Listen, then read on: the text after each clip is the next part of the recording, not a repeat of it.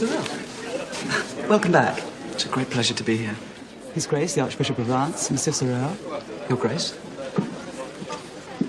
Have you been introduced to Madame de Fervaques? I had the honour at the Rector's ball in the autumn. Madame de Fervaques has enlisted me into the Jesuit cause. We are to engage in raising funds for the orphans. Indeed. A woman of almost unassailable purity. If in any way I might. Most kind.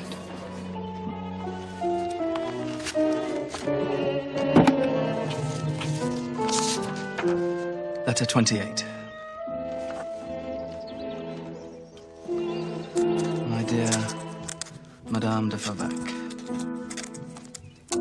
She doesn't even acknowledge receipt. You never see a siege's working until the moment of surrender.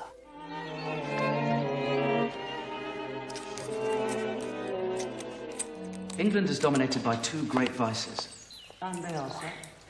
Cant, in that they pass a gloss of hypocrisy over everything, and bashfulness, which at first has a certain charm, until one realizes it's a cunning play of pride. And are the women equally marred, sir? I fear they leave something to be desired too. Do they want in physical beauty? No, more in vitality. However, this should not be seen as their fault. Their husbands are largely to blame. The Englishman values modesty as the paramount quality in his wife. In fact, such a virtue is his very pride. But such company, devoid of wit and spirituality, can become a little tedious. Which is why the Englishman, without the solace of true faith, finds it essential to get gloomily drunk each night. $50. More mystical English mumbo-jumbo. What kind of woman could be wooed by this? Can't understand a word of it. Don't understand, just copy. She will never, never reply.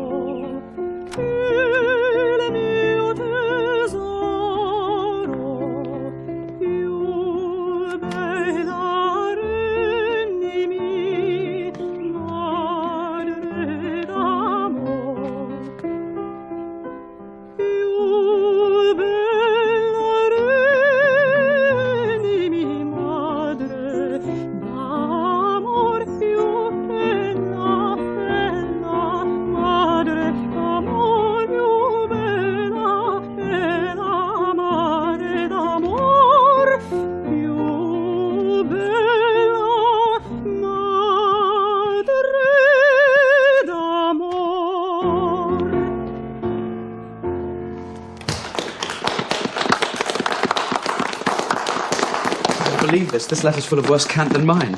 Invited to the ballet and possible dinner with her uncle, the bishop, the great fixer of appointments. If nothing else comes of this, I'll probably end up a bishop myself. Letter 71.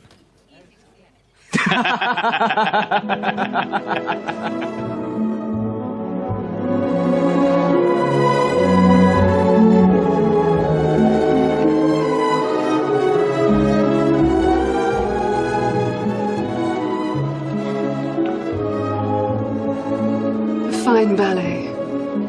Perhaps not quite as moving as the Abbé Prévost's novel. If one must succumb to fiction, I suspect Manon Lescaut must be placed at the head of the list. Napoleon considered it a book for servants, which shows his lack of discernment. Beautiful. So beautiful. Doomed love.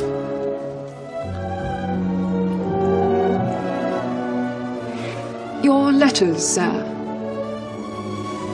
One element confuses me. Why in today's epistle are there so many references to London and Richmond? Distraction, madame. Lost in the contemplation of the sublime. I must have lost all sense of time and place.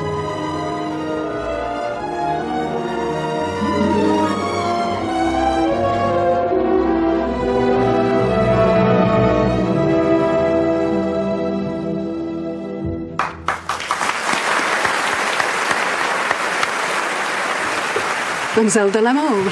How strange. It's not her customary night. Perhaps Manon Lescaut is a favourite with her, too.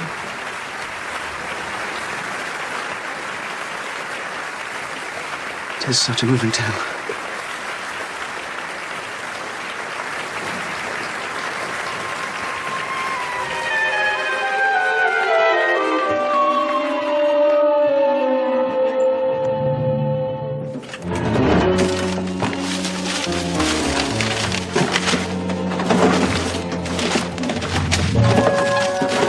Madame? You have killed your wife, sir.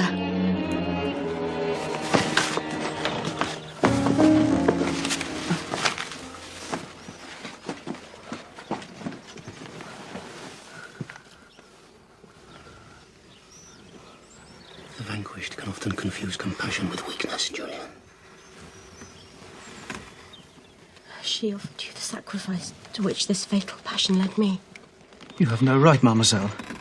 Remember, I too still have my pride. Don't look at her. Do you love her? That's hardly... Whatever other sentiment I might feel towards her, I cannot deny that of gratitude. She has treated me with courtesy and offered me comfort when others have scorned. What do you want? What proof do you want of my love? Make her afraid. It is not proof that I want, but guarantees.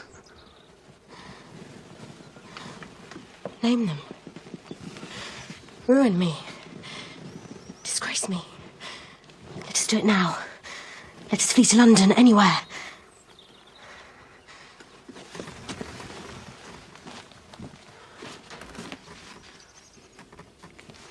I must have time to consider.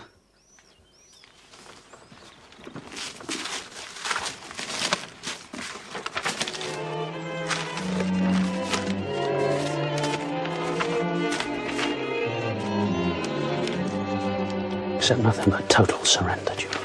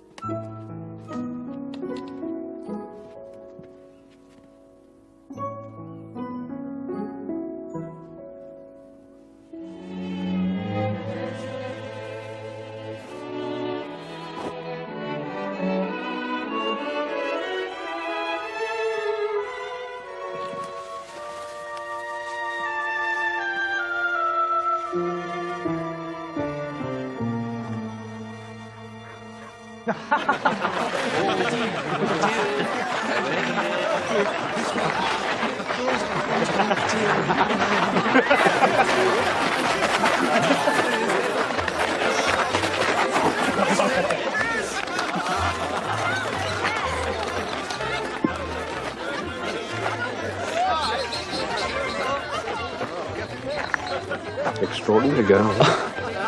She has the character for the entire family.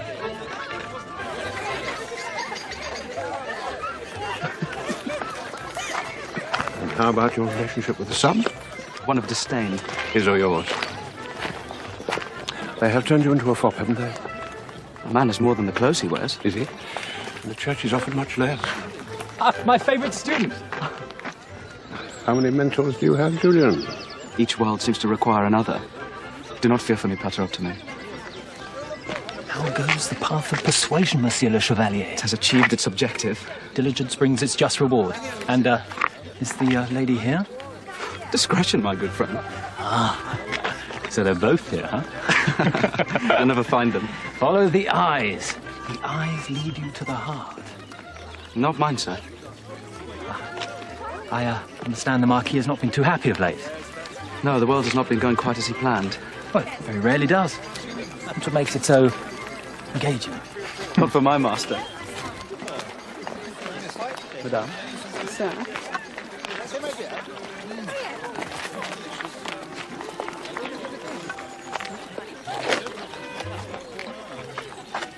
Mademoiselle, I do not dance. Oh, yes, you do, sir. Mathilde, please. You're not supposed to know me. I'm aware of that. It is my birthday. You must dance with me. Later. Now, follow me.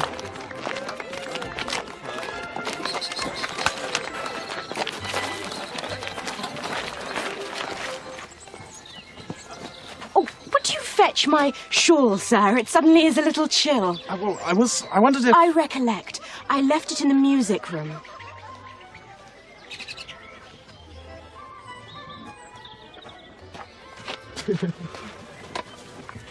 And what of your present, master? Well, I had thought to give you that in private. I promise you I will carry it with me at all times. But you don't know what it is yet. It might not be portable. But it is, Julian. At least for the time being. Is it not beautiful? Does it not suit me? Can you see how much I love you? Soon the whole world will. Is this not the guarantee? I'm your wife. Forever. Kiss me.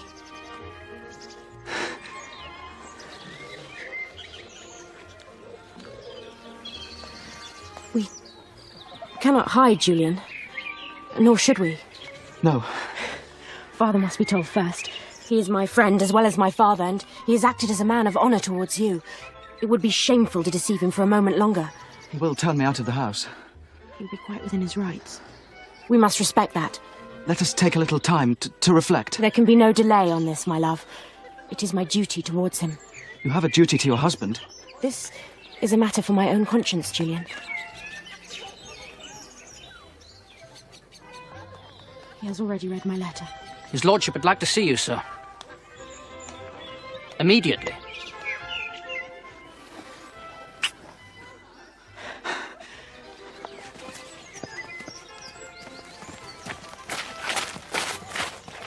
Wasn't there? It wasn't there. Then try another room.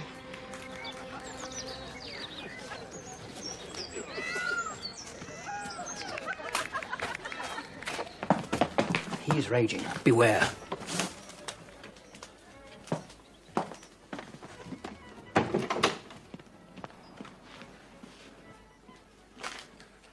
You have betrayed me, sir.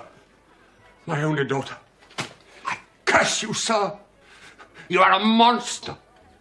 A monster I took to my own breast, whom I fed and has fed off my very You own... have been very generous to me, sire, but equally I have served you well. Indeed you have, sir. In all of Paris, only 2 people offered me affection. You, sire, when you had the time to grace me, and the other, that obliging angel... Obliging? The moment you became obliging for you should have fled this place. I tried, sir. When? When I begged to go to the Languedoc. What are you, sir?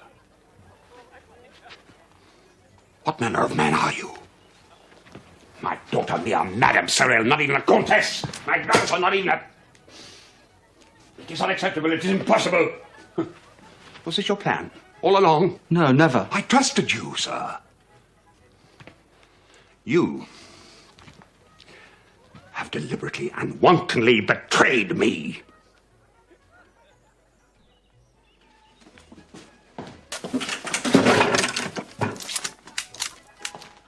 You consider I have betrayed your trust, then kill me if you so desire.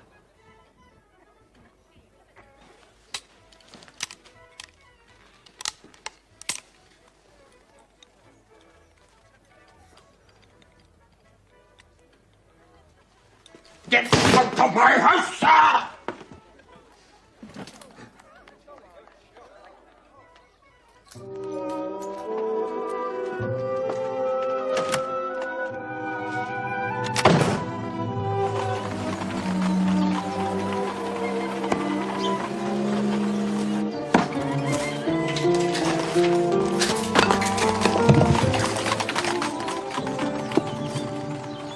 Father. I put your case to the Marquis with all the eloquence I possess. There are other priests with more persuasive powers. But they lack your sincerity. Did you hope that might move him? What of Mathilde? She might as well be a prisoner in the Bastille.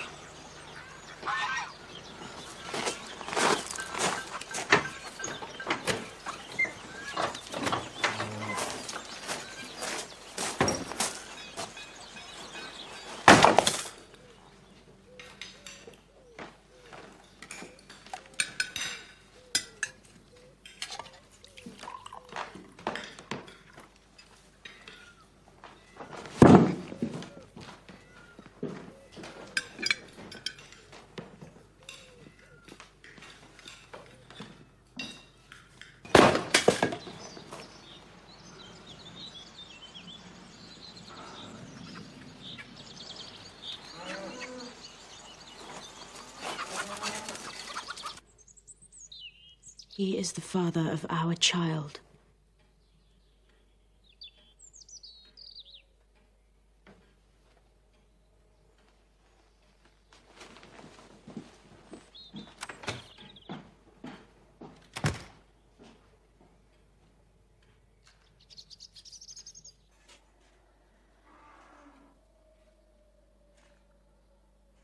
What am I to do, Lord? What would you do, sir? Tear down the prison? Release the fair maiden from her dark enchantment? She carries my child. There must be something I can do. There is nothing. When her father Stole back my empress and son, I tried to raise all Europe into arms. impotent and hopeless fury. Did he break her spirit? And mine.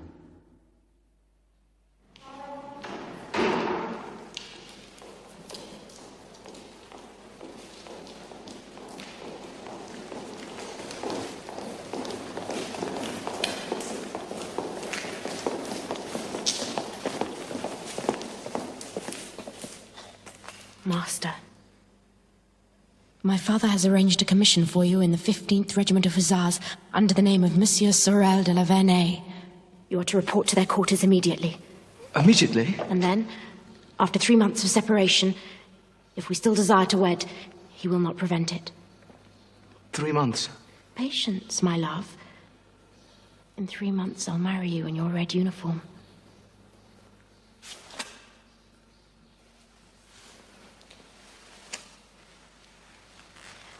This is the sword of my noble ancestor, Boniface de la Mole.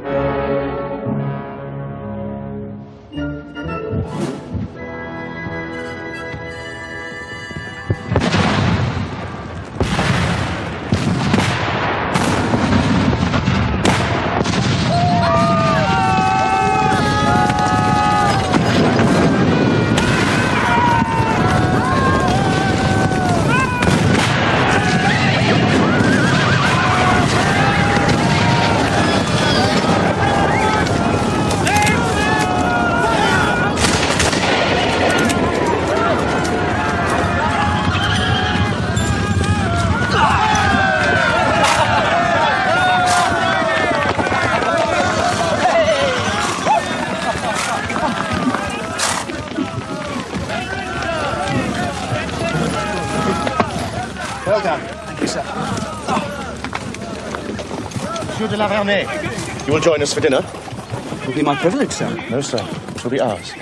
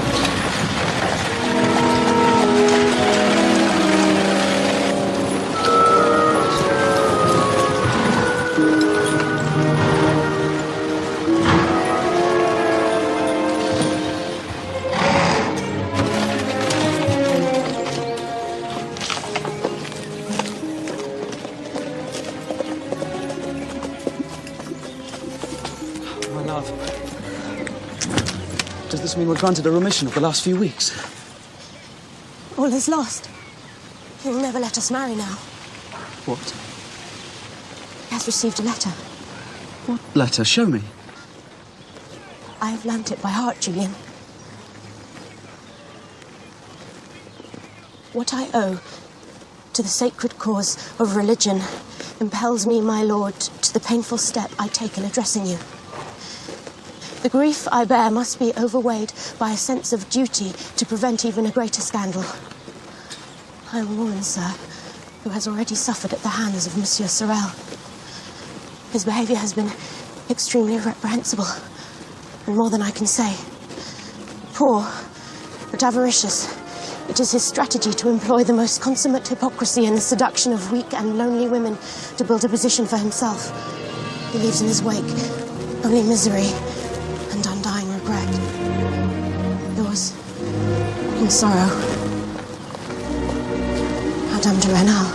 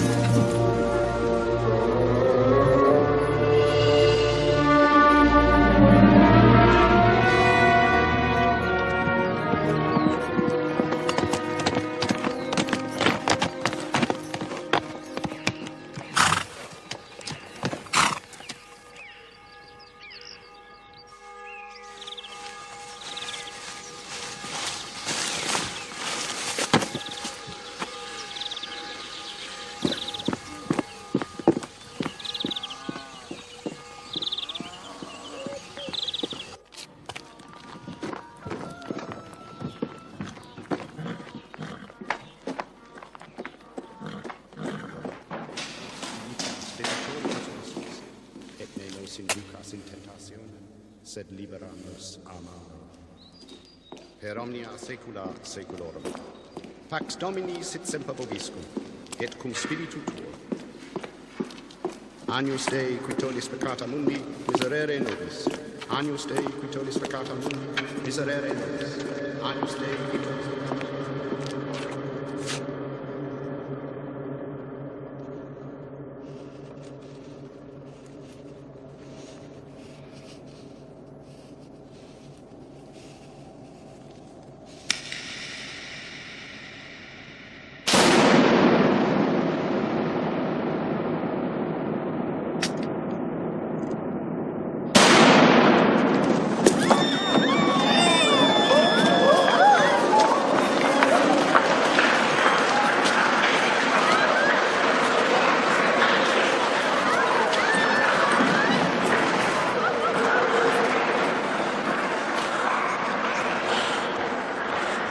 Honor was served. I've killed her. Kill me.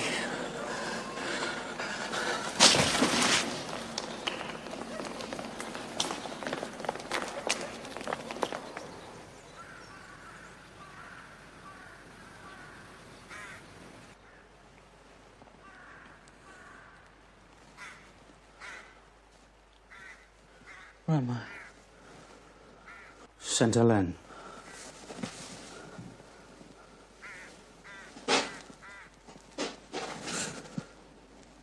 We are finished. Then let me die. If only it were that easy. Ah, the sleeper awakes. Am I in Baron Lavallino's prison? No, sir, you're in Besançon, with one of the best views in the city. I always think a man in your philosophical position can profit from a perspective on the world. How long have I been here? 3 days. Can't remember anything. The human mind, sir. I find I can only recall the good things. Now, my wife's quite the reverse. Still, you haven't missed much. All you've said for the last 3 days is, I killed her, kill me. Got quite boring for them that had to question you. Well, it's the truth. There's nothing else to say. Truth, sir? Tricky for any man to know when he's got hold of that slippery customer. What do you mean? If only money could give my wife happy memories. Still one can but try. Word is, she's coming on a treat. Who? Madame de Renal. Your bullet went clean through her shoulder, hit a pillar, and its ricochet narrowly missed our illustrious Abbé de Frilair. More's the pity. She's still alive. What is life, sir? It is Do you but a- swear this? Get out.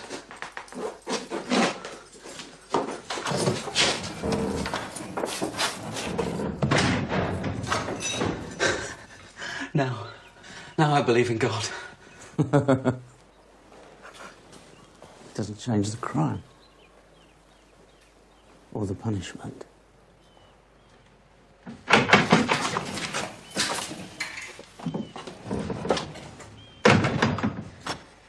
Husband.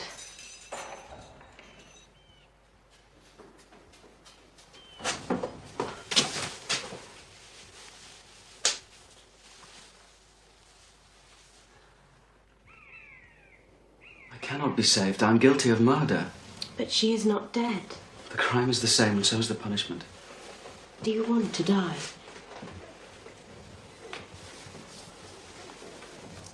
We will not let it happen. She has come to weaken your resolve. Are you cold? No.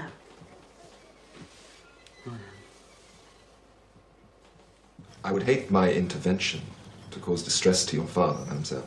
I fear it may have that effect, Monsieur l'Abbé de Frilair. But such matters must be outweighed by the demands of justice.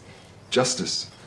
Yes. And Monsieur Sorel de la Vernay is not without his own friends.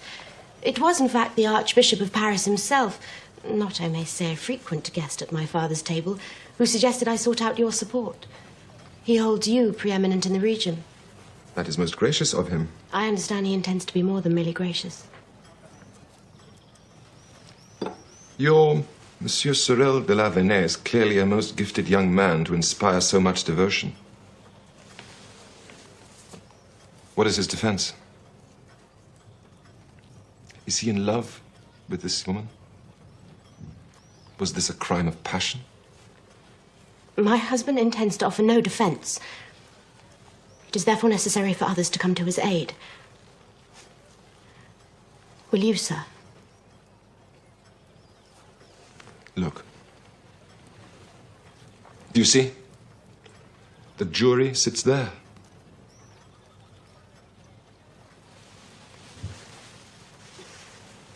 There is no doubt, Julian.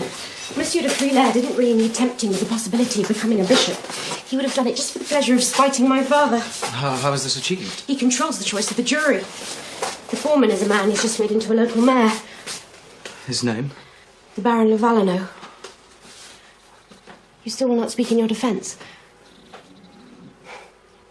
Well, now there is no need.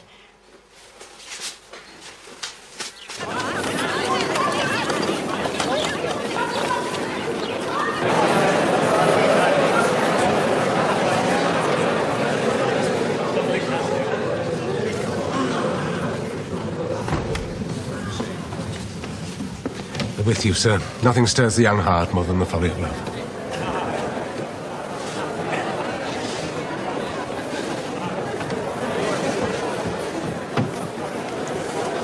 Madame de Renal's cousin, no doubt, come to gloat. She's the only one who has, Julie.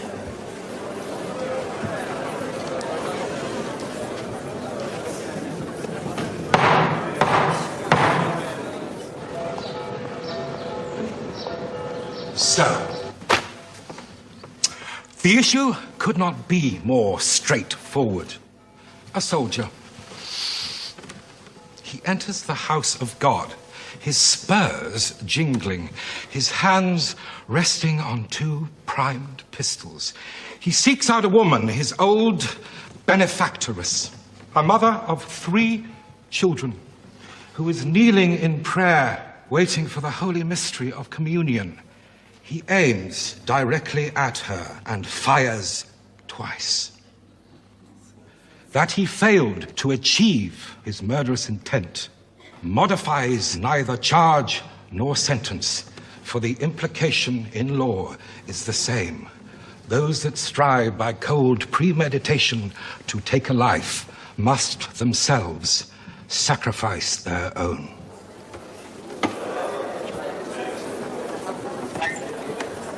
Your friend, Baron de Valeno, does not seem convinced. No fine words. I understand. None are needed. Gentlemen of the jury, it is by no means true that intent to murder automatically dictates the death penalty. If that were the case, your presence here would be merely show. No. You are here to transform the cold mechanics of law into justice. And for that, we require a different kind of judgment. A judgment based on the heart as well as the brain, tempered by insight, by compassion, and above all, by your common humanity. I intend to prove that love caused this atrocity, that love itself can visit as a madness, a sickness that can steal away the will of any of us who wait to find ourselves caught within its fever and its fury.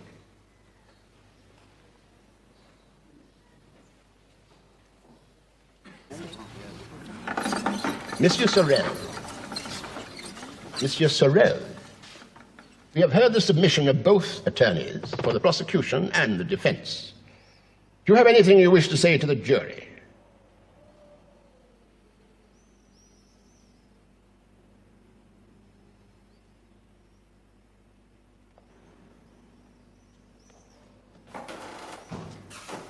Monsieur Sorel, do you have anything you wish to say?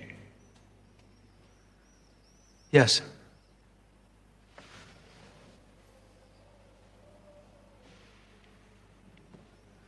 I ask for no mercy, suffer no illusion. I attempted to take the life of one of the most noble of women. My crime is terrible, made doubly so because it was premeditated. I am guilty, I therefore deserve death. It is just. However, the judgment you will make upon me will not arise from a spirit of justice, of our common humanity, but it will be born from the dead heart of corruption and oppression. It is a sentence on a peasant who, in the eyes of you, our masters, committed only one crime, that of attempting to rise against the lowliness of his station. And it has one purpose only: to discourage the others, to discourage hope and aspiration, or what those of your class call audacity and anarchy.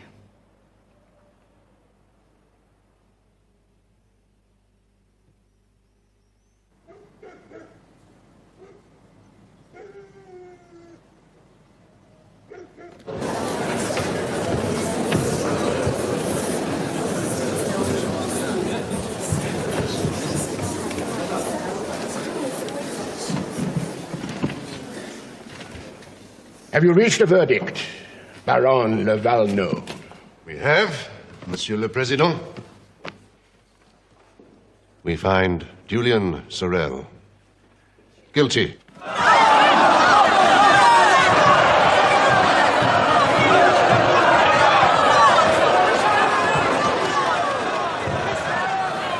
What's happened?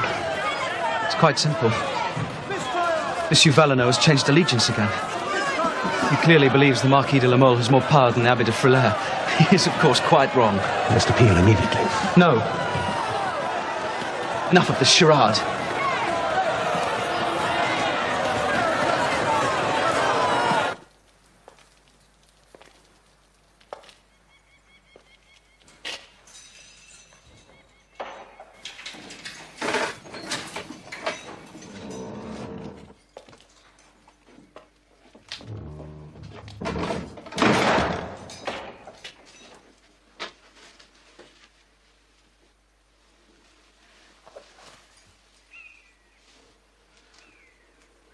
Forgive me. Your shoulder. Forgive me, Julian. The priests wrote the letter, but I copied it in my own hand. In the name of God, they said. I believe sincerely in God. I believe even now that the crime I'm committing is dreadful. And yet, as soon as I see you, even through the smoke of pistols, I feel for you what I ought to feel only for God.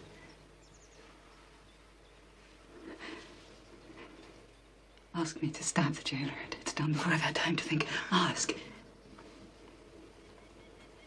Let me die with you. No. Swear to me you will not take your own life. I could not bear it. On my heart. I would have lived and died without knowing bliss had you not entered my prison.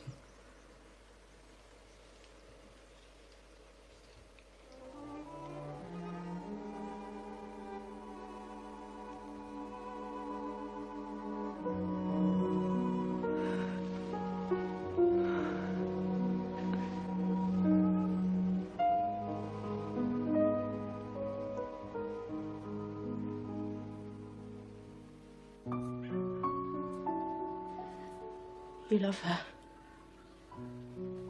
Forget me. No, don't say anything. You were born to live amongst the heroines of forgotten ages. Take their courage, their heart. A year after my death, marry the Comte de Croisenois. De Croisenois is dead. He fought a duel over my honor. You love me. I love you.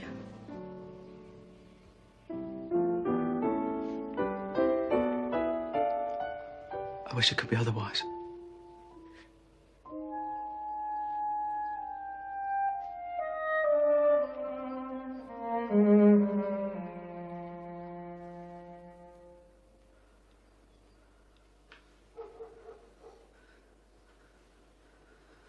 Why am I so cold?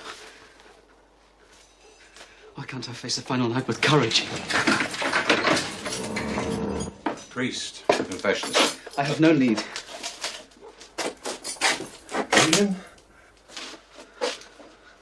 Father. What boy?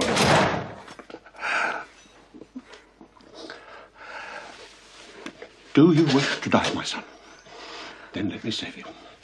The Church has great powers. A reprieve even now is not impossible. All it needs is a sign from you. From me? Your trial, your speech, your whole manner had a remarkable effect on people, especially the young. I fear you possess their very dreams. What has this to do with me? Our Jesuit masters consider your free thinking a dangerous influence. Now, if word were to spread of your heartfelt return to the faith... Then my life could be bought at the cost of my sincerity. I accept your love, Father. But you should not have consented to this. It was cruel. Please, leave me now. There is another with whom I wish to confide.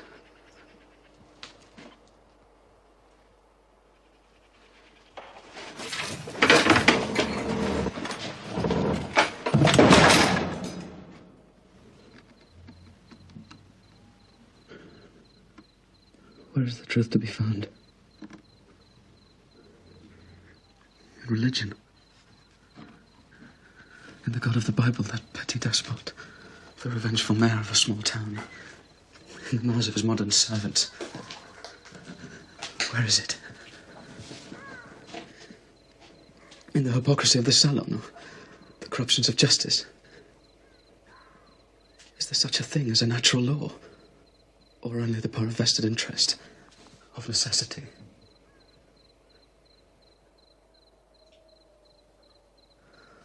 I'm 22 and about to die. All I desire is to be in the arms of my love.